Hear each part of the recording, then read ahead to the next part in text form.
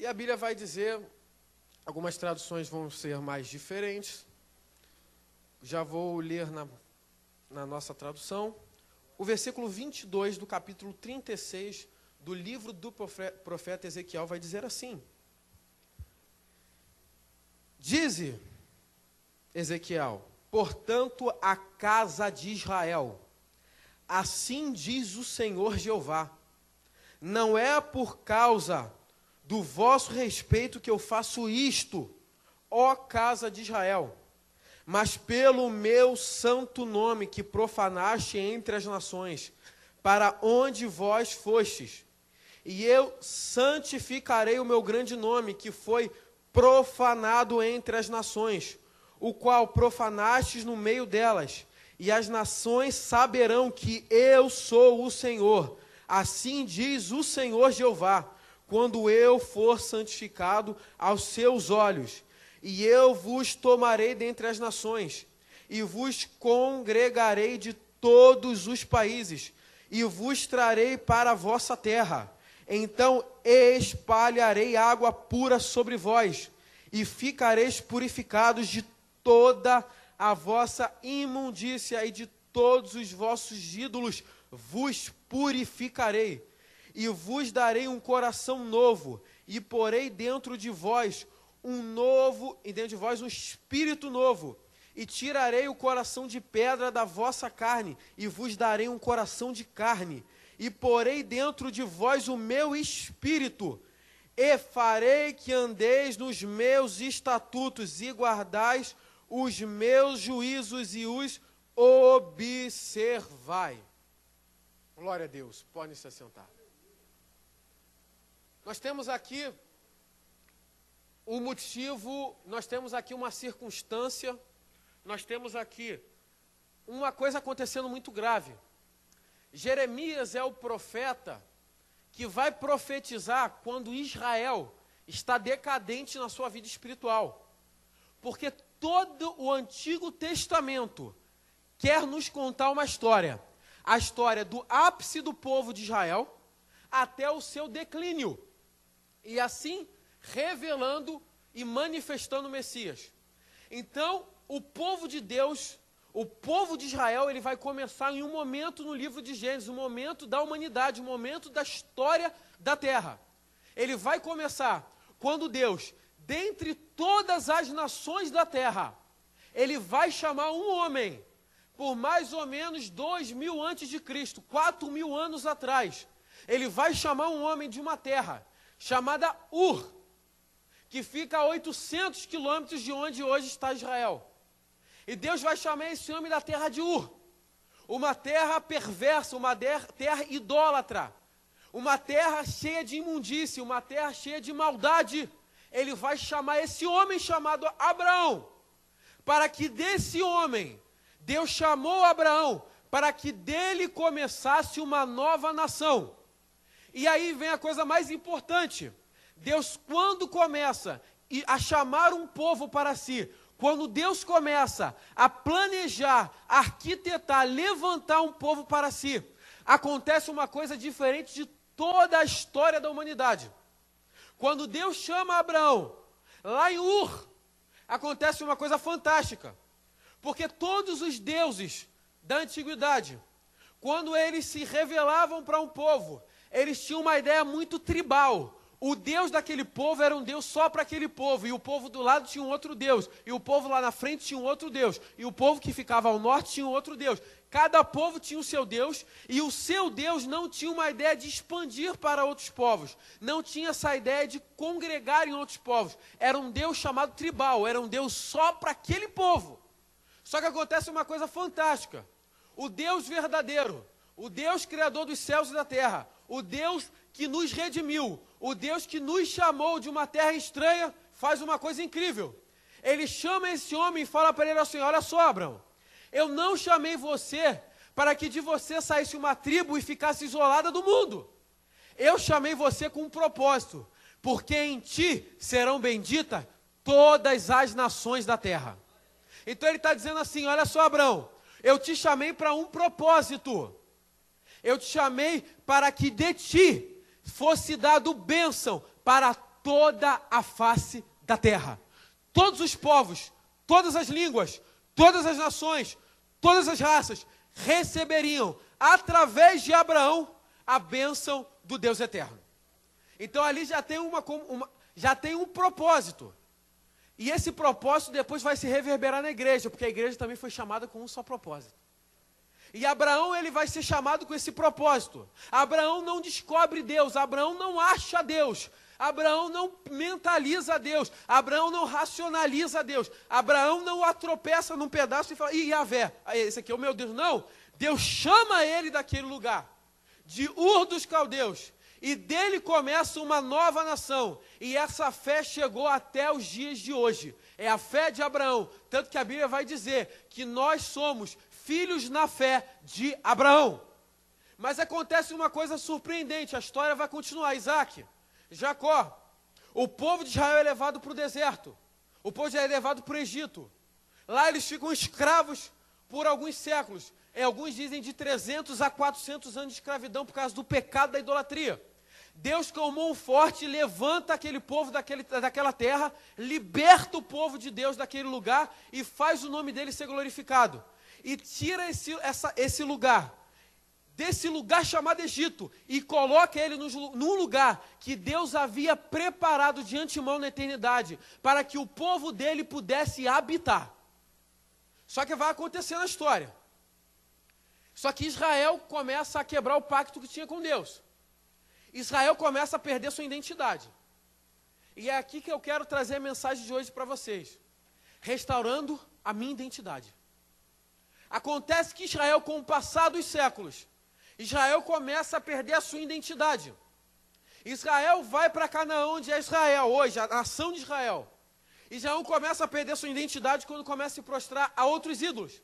Israel perde sua identidade quando começa a se comportar com ídolos, como os ídolos daquele povo, e começam a se comportar como o povo daqueles lugares onde antes eles haviam expulso. Israel começa então a se parecer com os povos de que antes habitavam naquela terra. Israel começa a perder sua identidade. Mas a Bíblia diz que Deus é longânimo e tardio em se irar. Só que isso é perigoso. Porque o Deus que é longânimo e tardio em se irar, um dia ele se ira. Esse é o problema. Um dia ele vem com a sua ira. Um dia ele vem com o seu juízo. O tempo pode passar. A gente pode até pensar, Deus se esqueceu. Mas não se esquece. Deus um dia vem com a sua ira. E a Bíblia vai dizer lá em Hebreus, não tem nada que fique escondido aos olhos daquele que um dia hemos de prestar contas. Nada fica escondido aos olhos de Deus. O tempo passou de 20 anos depois que eu fiz aquilo, Vitor. Se você não se arrepender, a ira de Deus um dia vai vir. E continua a história. E a história vai mostrar Israel dentro daquele povo. E quando Israel está ali se prostituindo no meio daqueles deuses idólatras, Deus suscita um homem chamado Sansão, que seria um símbolo de Israel, pedagógico para as outras nações. Seria um símbolo para mostrar o que Israel era. Deus tirou, como fez com Israel, tirou Sansão daquele lugar. Fez Sansão um homem forte, um homem poderoso, superior aos seus deuses, superior àqueles povos. E acontece uma coisa surpreendente. Sansão, um dia, chega naquele ápice da história que todos conhecem. Sansão está com Dalila. E depois de tantas investidas naquela mulher, acontece uma coisa extraordinária. Esse homem perde a sua força. Mas a Bíblia vai falar uma coisa extraordinária. Assim mesmo. E quando Sansão se levantou, a Bíblia vai dizer assim, e ele não havia percebido que o Espírito Santo havia se retirado dele. E a Bíblia vai fazer uma comparação de Sansão com Davi. Porque Davi é o homem que quando peca contra Deus, a Bíblia nem diz que Deus tirou o espírito dele. Mas Davi é um homem tão temente a Deus que ele já clama assim, Senhor, não tire de mim o teu espírito e não tire de mim a alegria da tua salvação. Enquanto Davi nem havia perdido o espírito de Deus, ele já, opa, não, Senhor, não retire de mim o teu espírito. A Bíblia vai dizer que Sansão nem havia percebido que não tinha mais o espírito de Deus. É uma comparação para os nossos dias. Será que nós somos como Davi? que nem precisamos perder a presença de Deus para já clamarmos pela sua misericórdia? Ou somos como Sansão, que nem sabemos mais que não temos mais o Espírito de Deus? E a história vai continuar. Aquele povo vai ter a sua monarquia. A maior monarquia começa com Davi. A monarquia se estoura com Davi. Davi é o maior rei de Israel. E o povo continua se prostituindo com as outras nações. E aqui tem uma coisa muito importante que nós precisamos entender. Porque Israel começa a se prostituir com outras nações quando estava muito bem financeiramente. As terras de Israel frutificavam. Não havia problema financeiro. Aqui, para muitas pessoas que pensam, eu estou assim, eu estou afastado porque eu estou com problema financeiro. Meu querido, quando a gente não tem a presença de Deus, a gente pode estar cheio de dinheiro, porque tudo é justificativo para se afastar de Deus. Israel estava bem e continuava se prostituindo com Baal e com Moloque. E a história vai continuar. E a longanimidade de Deus vai continuar. Israel vai perdendo a sua identidade. Israel vai perdendo a sua identidade. Israel vai esquecendo que é povo de Deus. Israel vai se esquecendo que foi separado das nações para ser de Deus. E chega no ápice, que vocês conhecem a história lá em Daniel. Daniel 1:1, quando diz, e Nabucodonosor sitiou Jerusalém. Aqui chega o fim da longanimidade de Deus. Deus instaura o seu juízo sobre Israel. Nabucodonosor invade a cidade. A história vai dizer que Nabucodonosor, quando entra na cidade, ele incendeia toda a cidade. O templo é destruído. O templo é saqueado. A história vai dizer que as mães da periferia, mais pobres, tiveram seus ventres rasgados pelo fio da espada. A história vai contar que eles tocaram fogo nas pessoas vivas. A história vai contar que algumas pessoas foram jogadas sal em seus corpos. A história vai contar que toda a cidade foi brutalmente destruída. E Jeremias vai se levantar como profeta. No meio de toda essa desgraça, da mesma forma que está nos nossos dias, nós vivemos hoje no Brasil problemas graves em nosso meio. A Bíblia vai dizer uma coisa muito importante, que quando um povo de Deus, ele está com Deus, Jesus, ele vai dizer assim, se o meu povo, que se chama pelo meu nome, se humilhar, orar, buscar a minha face e se desviar dos seus maus caminhos, então eu ouvirei do céu, perdoarei os seus pecados e ainda vou sarar a tua terra. Aqui tem uma coisa muito importante. Deus é tão bom, que quando o nosso pacto está com Ele, pela sua graça, Ele é tão misericordioso, que Ele ainda cura as nossas finanças. Mas vivemos hoje uma nação com problemas. Perdemos a nossa identidade. Se conversarmos, fizermos pesquisas, eu já fiz algumas pesquisas aqui em São Gonçalo, eu próprio fiz. Nós saímos para perguntar para as pessoas que se dizem evangélicas. Elas não conhecem a fé. Elas perderam em sua identidade. Se você pergunta se a pessoa sabe dizer o que é salvação, não sabe dizer. Se você pergunta o que é justificar, o que é salvação? O que é ser glorificado por Deus? O que Deus te livrou na cruz? As pessoas não sabem responder. Se você pergunta para as pessoas, o que significa Cristo? Cristo é o sobrenome de Jesus, é claro, com certeza. As pessoas perderam a identidade com o passar do tempo. E Calvino, um dos grandes teólogos da igreja, vai falar uma coisa muito importante. O que ele vai dizer para nós? Olha só, Deus julga uma nação lhes dando maus governantes. O Brasil vive hoje o que vive, porque perdeu a sua identidade. Vitor, mas o Brasil já foi sim, o Brasil foi um dos grandes celeiros missionários do mundo. Hoje, já está começando a se tornar campo missionário. O Brasil perdeu a sua identidade espiritual.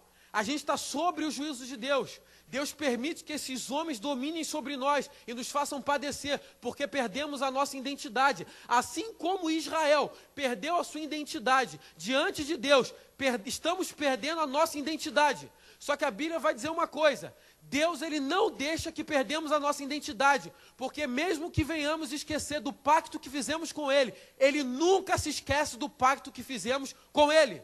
Ele não se esquece. Se firmamos um dia um pacto com Ele, Ele jamais se esquecerá do que um dia prometemos e um dia iremos cumprir. Quando nós nos batizamos, fizemos um pacto com Deus e Ele não se esquece desse pacto. Jamais se esquecerá dessa aliança. Ele não se esquece. Nós nos esquecemos. Deus jamais se esquece. Ele nunca se esquece. E a Bíblia vai dizer que agora Israel precisa restaurar a sua identidade espiritual. O que Israel precisa restaurar? Israel está na Babilônia. Israel está fora de um povo. Agora a grande questão que a Bíblia vai nos mostrar, muito importante, Israel é levada para a Babilônia. Agora vem aqui um paralelo muito importante que a história vai nos mostrar. De onde que Abraão saiu? Ur. Israel, por causa do seu pecado, é levada de volta para a Babilônia. Babilônia é o nome do império. Mas onde é que estava esse império? Em Ur. Aqui uma lição muito importante. Deus havia levantado Israel como uma grande nação para proclamar o seu nome, mas teve que voltar para o lugar de onde saiu. O que Deus está nos ensinando com isso? É que não interessa onde Deus tenha te levado, não interessa a altura que Deus tenha te colocado. Se você perder a presença de Deus, você vai voltar para o mesmo lugar de onde você veio. Israel volta para o lugar onde Deus, há mais de 1.500 anos atrás, desse período, havia tirado ela. Abraão é tirado de Ur. Agora, Israel é feito cativeiro em Ur. Deus nos tirou de um local pela sua graça, mas porque perdemos a nossa identidade, voltamos a fazer e a estar em lugares que não foi Deus que nos colocou. E Deus vai começar a falar, vocês precisam restaurar a identidade que um dia eu dei para vocês. Aí a Bíblia vai continuar. E o que é necessário para restaurar essa identidade espiritual? A Bíblia vai dizer, lá no versículo 22 e 23, uma coisa muito importante. Peço que você esteja com a sua Bíblia aberta acompanhando. Dize, portanto, a casa de Israel, assim diz o Senhor Jeová, não por vosso respeito que eu faço isto, casa de Israel, mas pelo meu santo nome que profanaste entre as nações para onde vós fostes. Eu santificarei o meu grande nome que vocês profanaram entre as nações, e no meio delas, e as nações saberão que eu sou o Senhor, diz o Senhor Jeová, quando eu vos santificar aos vossos olhos. A primeira coisa que é necessária para restaurar uma identidade espiritual é que Deus ele começa a falar com Israel, eu vou restaurar você, eu vou colocar você no lugar de onde antes você era, mas eu não vou colocar você lá, porque você merece. O versículo 39 vai falar disso. Eu vou colocar você lá por causa do meu santo nome. O que muitos de nós precisamos entender, um dos mandamentos mais importantes do decálogo, e a gente meio que apagou esse mandamento, é quando a Bíblia diz assim, lá em Êxodo 20, não usará o nome do vosso Deus em vão. E o que isso significa? É que o nome de Deus é santo. E quando a Bíblia diz, lá em Isaías, que os querubins falam santo, santo, santo, é que Deus é extremamente santo. Não há nada santo como o Senhor nosso Deus. E a Bíblia vai dizer que Deus é tão santo, que quando ele fala daqueles querubins, ele vai dizer assim, olha só, os querubins tinham 6 asas, e de cima eles tampavam o seu rosto, as de baixo tampavam as suas pernas, e a do meio eles voavam. O que está indicando isso? Eles tampavam os seus rostos, porque se vissem Deus, morriam. E eles tampavam os seus pés, porque se pisassem na presença de Deus, morriam. Deus é extremamente santo. Ele é tão santo, que até o seu nome não pode ser profanado. Só que tem um conceito, que nós precisamos entender. É que a Bíblia vai dizer uma coisa muito importante. De responsabilidade. 2 Crônicas 7,14 diz assim, as pessoas tendem a interpretar esse versículo todo, mas se esquecem do começo dele. Ele vai falar assim, ei, povo que se chama pelo meu nome. O que a Bíblia está nos ensinando? É que quando Deus ele nos tirou de onde nós éramos, agora está sobre nós o nome dele. Israel tinha sobre eles o nome de Deus. E a Bíblia vai dizer que um dos julgamentos de Deus sobre aquela nação foi que as nações olhavam para Israel e zombavam do nome de Deus. Isso é uma coisa muito séria, porque nos nossos dias a gente tende a relativizar pecado. Quando se fala em usar o nome de Deus em vão, pelo amor de Deus. E não, as nações olhavam para Israel e zombavam de Deus. O que acontece com muitos de nós hoje, quando a Bíblia vai dizer, uma das frases muito importantes de um grande teólogo brasileiro chamado Hernandes Dias Lopes, ele vai dizer assim, tem gente que tem vergonha do Evangelho. Tem gente que não se envergonha do Evangelho. E tem gente que é a vergonha do Evangelho. Esse é o problema. Acho que você ter vergonha do Evangelho não é tão ruim como você ser a vergonha do Evangelho. A nação de Israel pagou o preço alto, porque o nome de Deus que estava sobre eles, eles não valorizaram. O que isso quer dizer? Que a gente precisa compreender que quando Jesus ele diz, sede santo porque o meu Pai é santo, ele está falando assim, vocês precisam ter a mesma identidade que Deus tem. Quando a Bíblia diz que Deus é o Pai de Israel, está dizendo assim, como todo filho se parece com seus pais, o povo de Deus tem que se parecer com Deus. Mas Israel perdeu a identidade. As nações olhavam para Israel e zombavam de Deus. Quantos de nós, os ímpios olham para nós e não veem Cristo, mas zombam? E lá vai o crente, olha o que está fazendo. O nome de Deus é profanado em nossas vidas, não como quando só usamos o nome dele em vão. Usamos em piadas, usamos vendo determinados comediantes usando o nome de Deus em vão e rimos. Que é a coisa mais nojenta do nosso meio é o humorista usar o nome de Deus. O nome de Deus é santo. O nome de Deus é tão santo para os judeus, que o nome de Deus, na verdade, a gente não sabe qual é no Antigo Testamento. Jeová, Javé e Yavé é uma mistura. O nome de Deus é só 4 letras, YHWH. Como se produz esse nome? A gente não sabe. Por quê? Porque os israelitas no passado tinham tanto temor pelo nome de Deus, os iniciais da fé, que eles substituíram o nome de Deus por Adonai. Então a gente não sabe como é que fala o nome de Deus. Tamanho era o respeito que eles tinham pelo nome de Deus. Mas depois, com o tempo, Israel passou a não valorizar o nome de Deus. As nações olhavam e zombavam deles. E hoje ainda, muitos ímpios olham para nós, e quando olham para nós, não veem a glória de Cristo. Quando nos veem, zombam de Deus. Esse não é o crente que vai para a igreja? Agora está com essa roupa, mas quando vai comprar pão na padaria, não está com essa roupa. Agora está cantando louvor, né? Mas não é assim. No trabalho, na igreja você é assim, né? Mas no trabalho você é uma peste. O nome de Deus é zombado nos nossos comportamentos. Quando pecamos, não pecamos só contra nós, pecamos contra o nome santo de Deus. Quando pecamos, estamos zombando do nome de Deus. O problema do nosso pecado é que ele não só nos atinge, o problema do nosso pecado é que ele atinge um Deus que é extremamente santo. O pecado ele tem que doer, porque ele bate no ser mais santo do universo. Israel zombou do nome de Deus. O nome de Deus não é mais valorizado no nosso meio. Quando se fala Deus, pastor Paulo ilustrou muito bem, que você fala anjo, pula, fala Jesus, não tem tanta graça. O nome de Deus não é mais valorizado. Quando se lê, às vezes, a Bíblia, as pessoas não prestam mais atenção. Quando se vai fazer uma leitura, as pessoas não param para ouvir. Quando alguém está expondo alguma coisa das Escrituras, está mexendo no telefone. O nome de Deus, com a sua atitude, é zombado e escarnecido.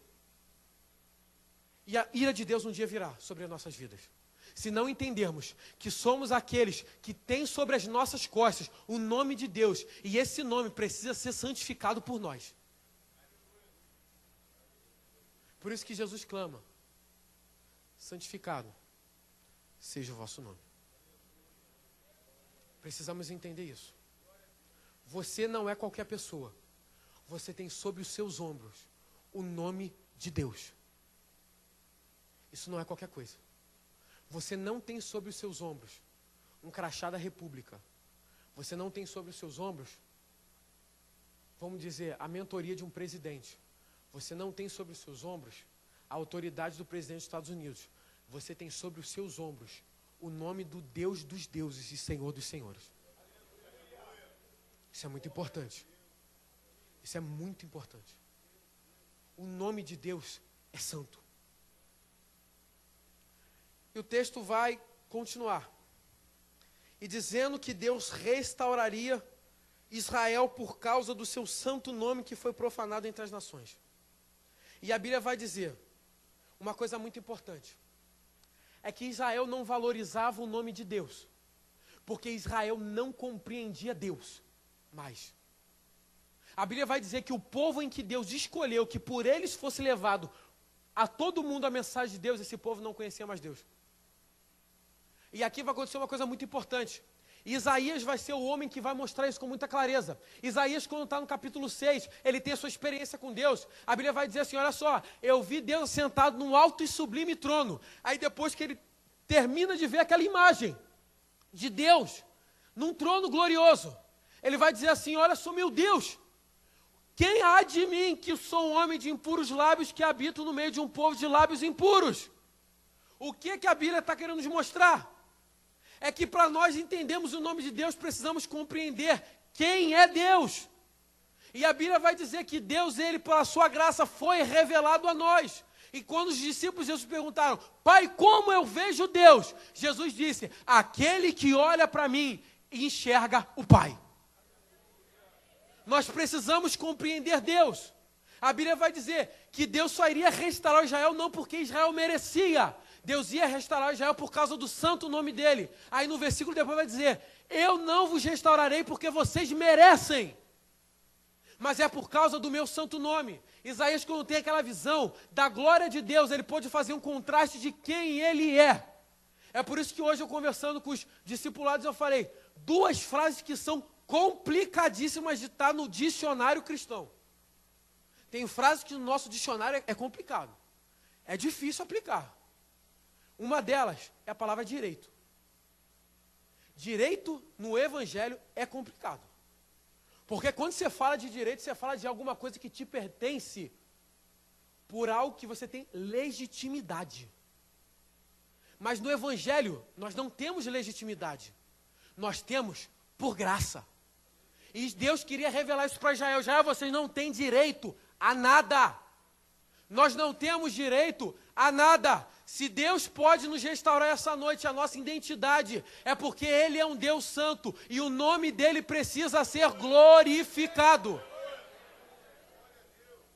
Não é porque somos bons. Nós não temos direitos. E a outra palavra que é muito complicada no nosso meio é a palavra liberdade. Essa palavra é complicada demais. Por quê? Porque no cristianismo não há liberdade. Só há uma liberdade no cristianismo, a liberdade do pecado. Mas a Bíblia, Paulo ele vai ser tão irônico que ele vai falar assim, olha só, libertos do pecado, tendo sido feitos escravos de Deus. A gente foi liberto do pecado, mas agora a gente virou escravo de Deus. A gente precisa entender isso. Israel não tinha sido tirado daquela terra para ter liberdade. Nós não fomos tirados das nossas uras espirituais, da nossa Babilônia espiritual de pecado e devassidão, para nós termos liberdade. Deus comprou a nossa liberdade para que nós se tornássemos escravos dele. A gente precisa entender isso. A gente não é livre. A gente é livre do pecado, mas agora a gente é escravo de Deus. Israel não entendeu isso, Israel achou que ela era livre. A gente não é livre, irmão. Mas aí um dia um amigo meu me perguntou, Vitor, eu tenho que ser escravo de Deus, escolhe, ou você é escravo do pecado, ou você é escravo do mundo, ou de Cristo. Ou você é escravo do mundo, ou você é escravo de Deus, faça a sua escolha. Mas a Bíblia é muito maravilhosa em falar, aqueles que são escravos do pecado herdam a morte, mas aqueles que são escravos de Deus herdam a vida eterna. Israel não tinha entendido isso, perdeu a identidade. Perdeu a identidade de servos de Deus. E a Bíblia vai começar a falar, agora que vocês compreenderam o meu santo nome, entenderam que vocês não são merecedores de nada. A Bíblia vai falar no versículo 24, uma coisa muito importante. Eu vos tomarei dentre as nações, e vos farei que congregais de todos os países, e vos trarei para a vossa terra. Uma coisa que a gente precisa aprender. Israel não se desviou na Babilônia. Israel foi para a Babilônia porque já estava desviada. Vitor, não entendi. Vou aplicar mais rápido que o tempo não dá. Quem fica desanimado em estar na igreja, e começa a pensar em sair da igreja ou sai da igreja, ele não se desvia depois. Ele pensou isso porque já está desviado. As pessoas pensam que Israel foi mandada para a Babilônia só ali. Não, Israel já tinha ligações com os povos estrangeiros há muito tempo. Só que ali acontece a consumação. Israel é obrigado toda a ir para lá, a corte. Uma coisa que a Bíblia vai dizer é restaurar local. Deus quer restaurar o local da nossa habitação. Israel teve que ser tirada de volta da Babilônia para congregar de volta no lugar onde Deus havia estipulado. Você precisa entender uma coisa. Se você não tem prazer em estar aqui, você já está na Babilônia. A Bíblia vai dizer em Hebreus, uma coisa muito importante. Não vos deixem de congregar como alguns já têm feito. Ah, Vitor, mas aqui não é igreja somos nós. Ah, sério? Não sabia disso. Eu sei muito bem disso. Mas a Bíblia vai dizer uma coisa muito importante. Quando a Bíblia vai dizer, lá já em Salmos 103 vai dizer uma coisa muito importante no 133, ele vai dizer assim, olha só, quão bom e quão suave é que os irmãos vivem em união. Porque é como o óleo que desce sobre a barba de Arão. Ele vai dizer, e é como o orvalho que desce sobre os montes de Hermon. Assim é o local onde Deus desce a sua bênção. Para nós termos a nossa identidade restaurada, precisamos entender que precisamos restaurar o nosso local de culto. A Bíblia vai mostrar uma coisa muito importante. Mesmo no Novo Testamento, crente tem localidade. Uma coisa que eu fiquei muito feliz que eu vi aqui em alguns aniversários de 15 anos dessa igreja, é que quando foi feito o aniversário de 15 anos, os amigos convidados das adolescentes, isso é uma coisa que eu fiquei muito feliz. De 100 convidados, 90 era crente. 10 era da escola e se desse mole também era crente. Isso me deixou muito bonito. A gente precisa entender que o nosso meio é aqui. Quem não tem prazer em estar aqui, já está na Babilônia. Se você não tem prazer em estar aqui, você já perdeu a sua identidade. Você não vai sair e vai perder a sua identidade. Você está saindo porque você já perdeu a sua identidade. Se você não tem prazer em estar aqui, você já está na Babilônia espiritual.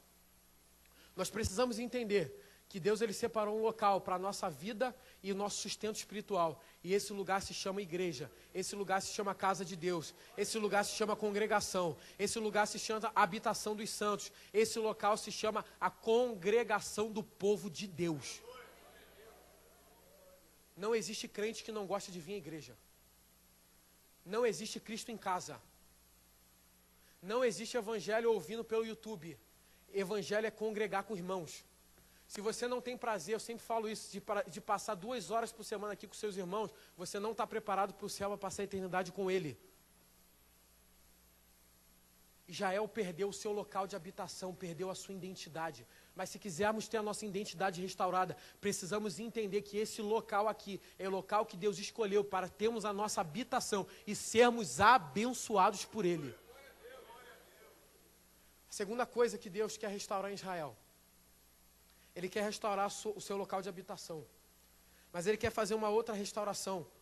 Versículo 25, ele vai dizer assim: então espraiarei água pura sobre vós, e ficareis purificados de todas as vossas imundícias, e de todos os vossos ídolos vos purificarei. Aí vem Jesus depois no Sermão da Montanha e diz: bem-aventurados limpos de coração, porque eles verão a Deus. Precisamos entender uma coisa. A Bíblia, quando vai dizer que precisamos restaurar esse local, essa limpeza espiritual, não é uma opção, é um mandamento. A Bíblia vai dizer assim, ó, vocês querem ser restaurados ao lugar de vocês? Eu vou aspergir água em vocês e vou limpar a imundícia de vocês.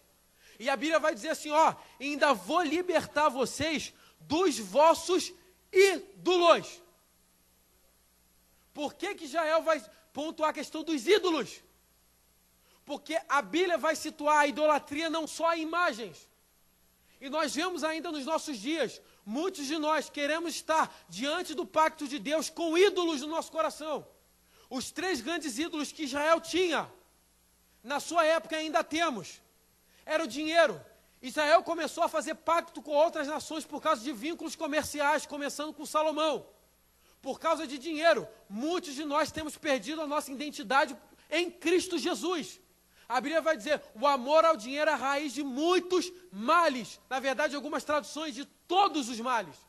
Muitos de nós temos se perdido, que a Bíblia vai dizer que é o Deus Mamon. É o único Deus que pode competir com Deus. Mas a Bíblia vai dizer que quem quer estar debaixo do pacto dele, vai ser limpado com a água que vem dele. E vai ter que perder os seus ídolos. Israel, quando sai da Babilônia, Esdras vai dizer, vocês têm que largar todos os ídolos de vocês. A Bíblia vai dizer que Israel tinha um outro ídolo. É a questão dos status. Israel vai chegar num momento que até Jesus vai chegar e dizer, vai falar assim, olha só, não seja como os hipócritas, que eles ficam nas praças esperando ser glorificado pelos homens.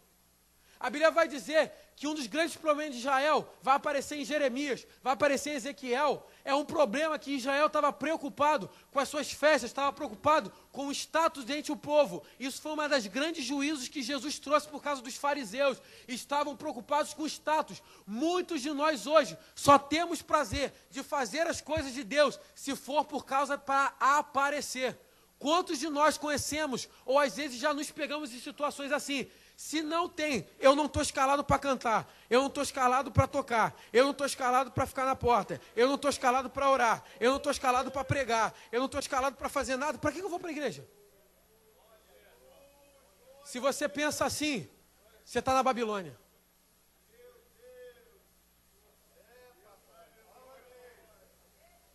Status matou Israel. Status tem nos matado. Muitos de nós, por causa de uma questão de glória, entendemos que culto a Deus é culto entre quatro paredes. Israel perdeu a sua identidade, porque estava preocupado demais com os ritos sacrificiais. Não é à toa que a Bíblia vai dizer depois assim lá em Ezequiel, olha só, eu não tenho mais prazer pelos vossos sacrifícios. Aí algumas pessoas perguntam, como assim? Não foi Deus que estipulou o sacrifício? Aí Deus vai dizer, não, vocês não entenderam nada. Eu não estou preocupado com o sacrifício. Primeiro eu quero misericórdia. A Bíblia está dizendo que vocês estão preocupados com os status, vocês estão preocupados com os ritos, vocês estão esquecendo que é o principal, vocês estão esquecendo o espírito da lei, que é o amor, é a misericórdia, é a bondade. É à toa que Jesus vai falar uma coisa muito importante, a parábola do bom samaritano. Um homem está largado numa estrada, morrendo, os judeus passam, homens religiosos, e quem atende aquele homem é um samaritano, que era odiado pelos judeus. Jesus vai dizer assim, ó, tá vendo? Vocês estão preocupados com ritos. Vocês estão preocupados com status. Vocês estão preocupados com congresso. Vocês estão preocupados com evento. E aquele homem estava lá no canto, caído, quase morrendo. E quem pegou ele não foi um religioso. Quem pegou ele foi um samaritano. Uma coisa que eu sempre pergunto, quem disse com grande maestria, é o doutor Augusto Nicodemos, ele fala com uma habilidade muito grande. A religiosidade tinha tomado Israel de tal forma que não conseguia mais se tirar deles isso. E Augusto Nicodemos ele vai dizer uma coisa muito importante. Como é que eu sei se eu estou sendo religioso ou não? Não é para você apontar para os outros. Tem um costume, né, Alexandre, que as pessoas estão ouvindo pregação. Para fulano de tal era para estar aqui. Não, é você que Deus queria que tivesse aqui. Para de pensar, não, fulano era para estar aqui, eu vou gravar. É você que Deus tivesse aqui. É você que Ele queria. Israel vai acontecer uma coisa muito importante com Israel nesse período. Israel preocupado com essa questão de status, a religiosidade. Aí Augusto Nicodemos vai falar assim, você sabe que você é religioso por causa da questão de status, mostrar. Aí ele vai falar assim, vê se você é religioso. Se você passa mais tempo se produzindo fisicamente do que se preparando espiritualmente para ir para o culto, você é religioso. Aí ele vai falar ainda assim, se você passa mais tempo nos afazeres eclesiásticos do que passando, evangelizando e pregando o evangelho, você é religioso. Ele é cirúrgico. Se você passa mais tempo, se as coisas externas, ele vai falar, são mais prazerosas para você do que a oração, você é religioso. Sabe por quê? Porque pregar, orar, dançar, cantar, tocar é externo, isso é bonito. Mas ele vai falar, se a oração não tem o mesmo prazer para você, que é algo que ninguém te vê, você é religioso.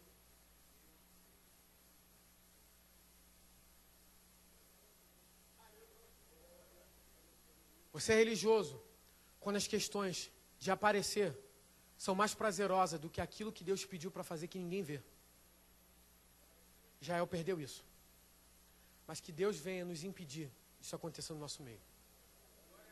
E a Bíblia vai ser muito mais cirúrgica quando ela vai falar que Israel, quando vivia essa máscara, Deus ele não quer que vivamos uma máscara religiosa. A Bíblia vai dizer que no dia de Pentecostes, quando o Espírito de Deus desce sobre a igreja, a Bíblia vai dizer em Atos que as pessoas que viram aquelas pessoas, eles estão bêbados. Aí o original vai falar que não é muito bem bêbado. A palavra ali no original é prosopopon. O que é isso? É a máscara de ator de um artista teatral. O que significa isso? É que quando aqueles homens estavam tão cheios do Espírito Santo, que quando as pessoas olhavam para eles, eles não viam as próprias pessoas mais. Aquelas pessoas estavam tão cheias do Espírito Santo em Atos dos Apóstolos, que quando as pessoas olhavam para ela, eles viam uma máscara, eles viam alguma coisa que não era mais elas. Eles estavam vendo a própria divindade de Cristo nelas. Deus não quer que você tenha uma máscara religiosa. Se alguma máscara você tem que ter, é a glória dele na sua face. Atos estava tão cheio do Espírito Santo, que as pessoas... Esse é Manel? Está esquisito, né? Tem alguma coisa estranha nele. Se as pessoas forem questionar, é porque vão ver você parecido com Jesus. A Bíblia vai dizer que quando Estevão está morrendo, as pessoas dizem assim, olham para ele, o que está acontecendo com Estevão? Ele tem um semblante angelical. As pessoas começaram a ver Estevão com um semblante de anjo antes de morrer. Deus não quer que tenhamos uma máscara religiosa, uma máscara que não é a sua identidade. Ele quer que tenhamos em nossa face o resplandecer da sua glória. Porque esse era o papel de Israel. E Israel vai continuar. Restaurou o local de habitação.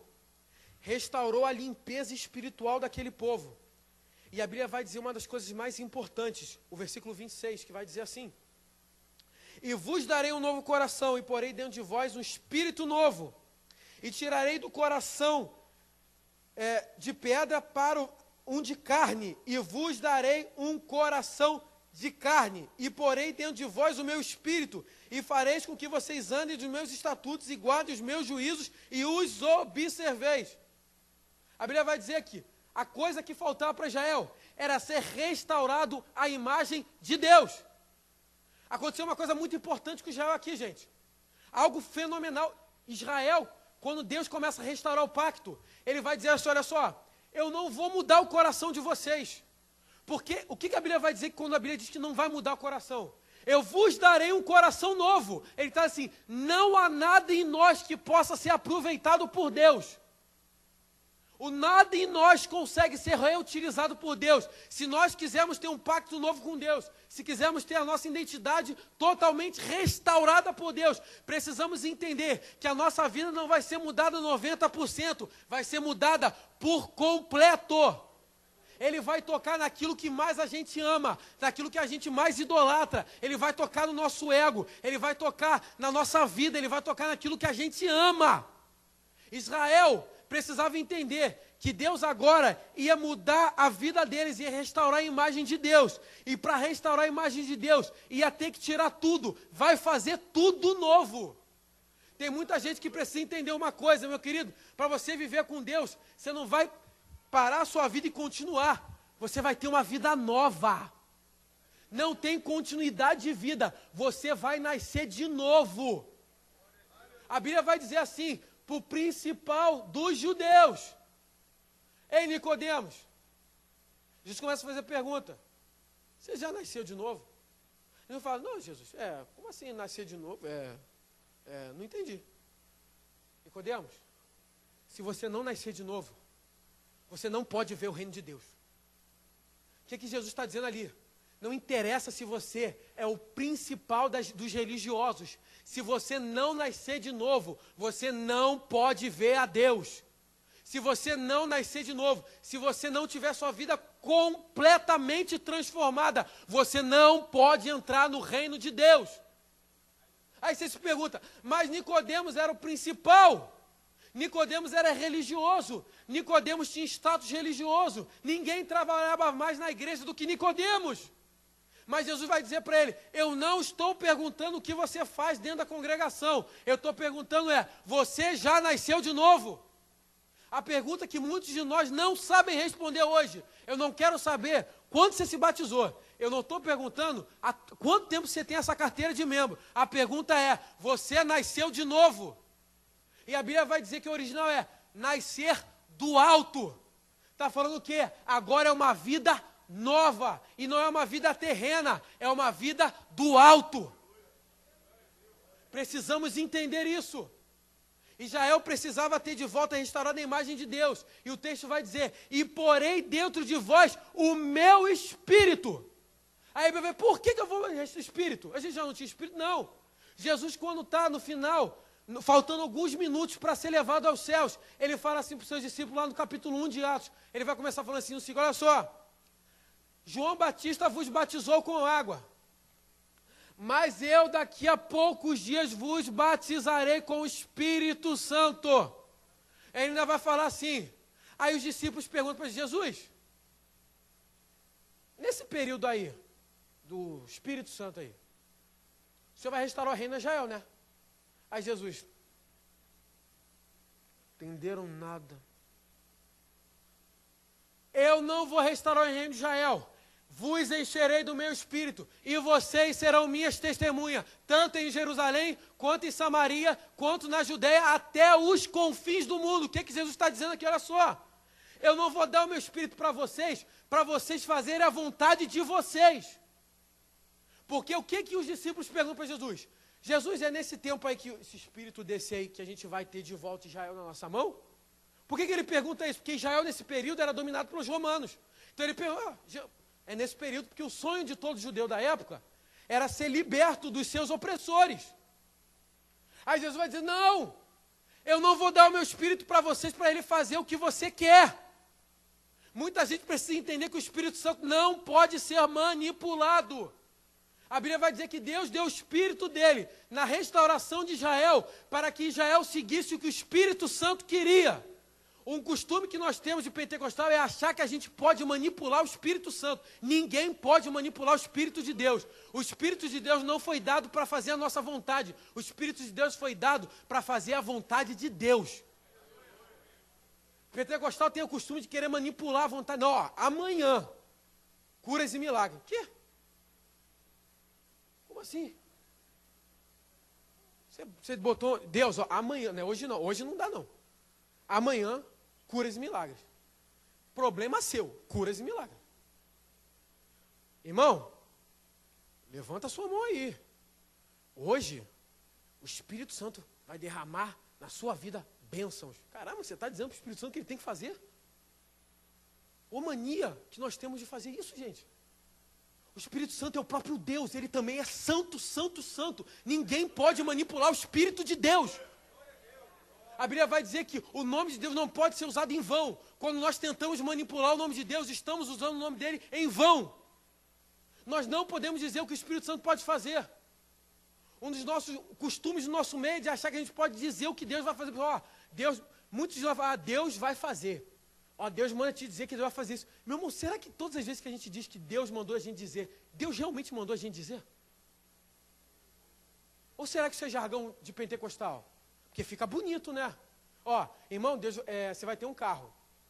Deus manda te dizer que você vai ter um carro. Ah, ficou legal agora. Será que realmente nós estamos fazendo isso? A Bíblia vai dizer que Deus deu o Espírito de Deus para Israel, para que Israel agora fosse guiado por esse Espírito.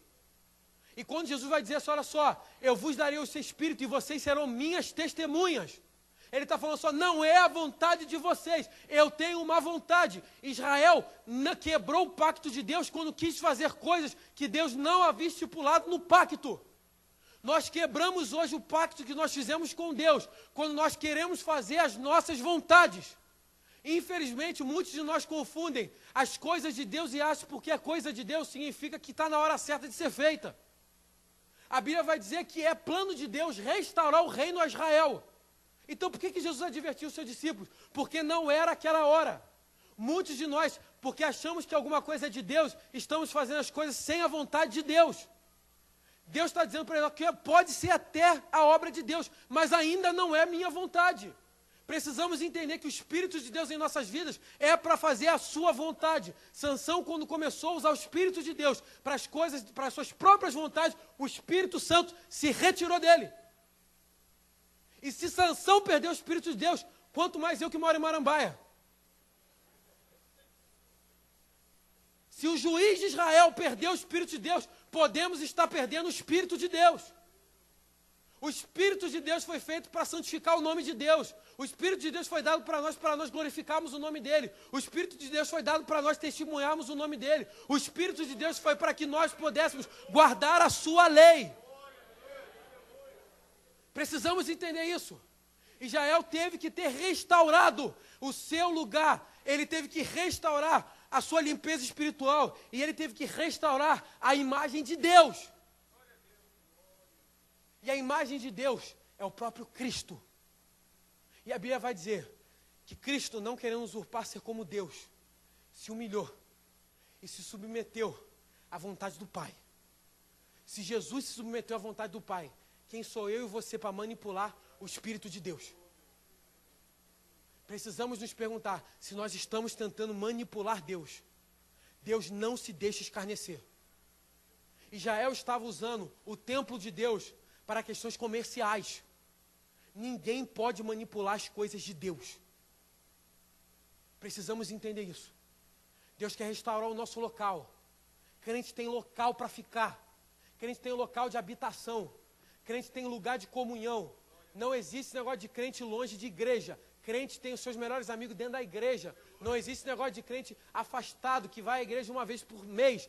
Crente está na igreja. Deus tem que limpar os nossos corações, a limpeza espiritual. E a Bíblia vai dizer uma coisa muito importante aqui nesse texto. É que a Bíblia vai dizer que quando Deus restaurar a sua identidade em nós, nós iremos lembrar dos nossos pecados. E quando lembrarmos dos nossos pecados, nós não iremos nos alegrar nele, mas teremos tristeza. Vitor, não entendi. Muitos de nós largamos a vida pregressa sem Deus. Mas quando nos lembramos daquele passado, rimos. Quantos de nós já fizemos isso, ou ouvimos alguém fazendo assim? Ah, na época que eu era ímpio, carnaval, retiro. Lembra do pecado como algo bom. Quando está na igreja, na época que eu não era crente, essa hora, rapaz, já estava caído. Quantos de nós não lembramos do pecado como algo bom? Minha época de solteiro, nessa hora da igreja, tá. Nós olhamos e lembramos, às vezes, do nosso passado, que Deus nos tirou de Ur. E lembramos como Israel também fez com o Egito, estava no deserto, e eles começavam a ter saudade do Egito.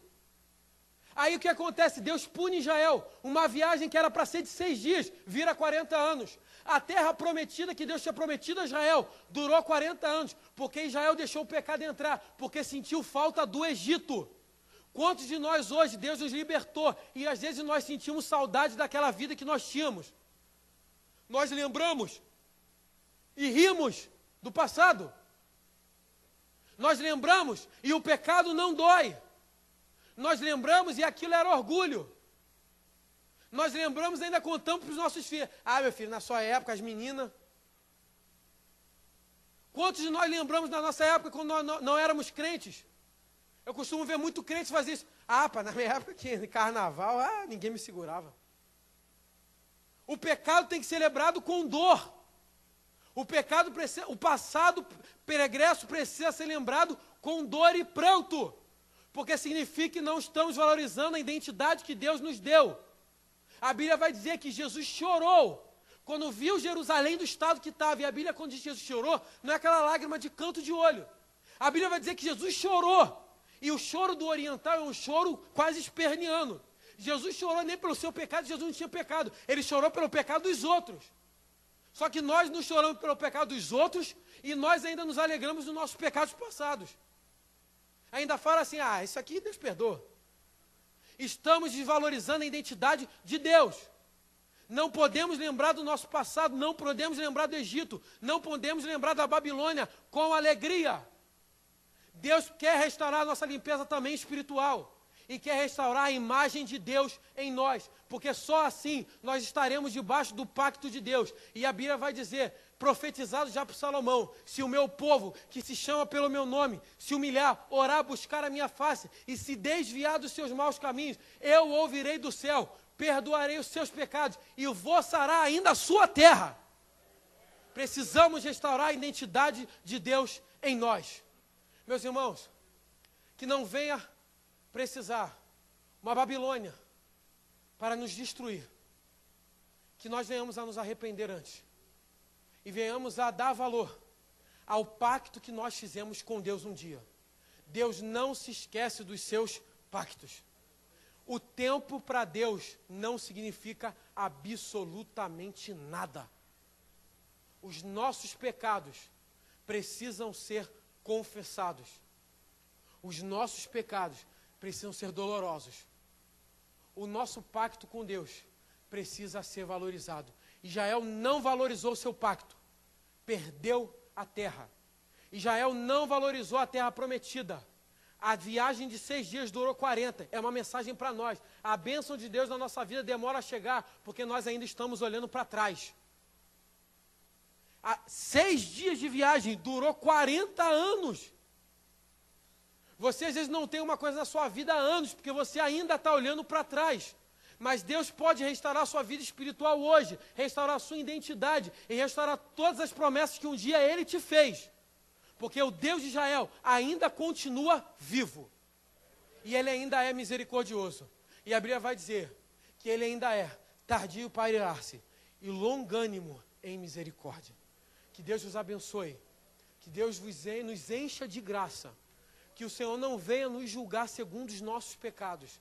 Que Deus venha olhar para nós e olhar para o pacto que um dia fizemos e ter misericórdia de nós, para que nós um dia venhamos a valorizar o pacto que um dia fizemos com Ele. Que Deus os abençoe, uma semana abençoada, que o Espírito de Deus jamais venha se retirar de nós. Que Deus abençoe em nome de Jesus.